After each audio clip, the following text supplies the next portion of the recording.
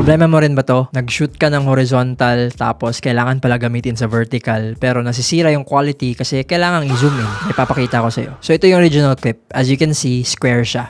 Pag-usapan natin yan mamaya. For now, let's copy and paste this clip to a 1080p horizontal project. And ayan, as you can see, yung scale ko is 100, meaning I did not zoom in, pero puno yung frame. In fact, pwede pa nga akong mag-zoom out para maayos ko yung composition ng video ko. But yung common problem is kung gagamitin na siya sa vertical. So let's put it on a 1080p vertical project. And there, same thing, nasa 100 pa rin yung scale ko, pero puno yung frame, meaning no need to zoom in. And yes, meron ulit akong room to adjust my composition by zooming out and repositioning my clip. So paano nangyari yun? Dahil yan sa gamit kong camera which is the DJI Action 6. And kaya square yung original clip kasi kaya nitong mag-shoot ng square 4K video which gives you room to repurpose the same clip for both horizontal and vertical na hindi kailangang mag-zoom in which causes pixelation and quality loss. So kung naghahanap ka ng camera na pwedeng pang horizontal at vertical with just one shot, then you might wanna consider the DJI Action 6. Kung natulungan kita, follow mo ko.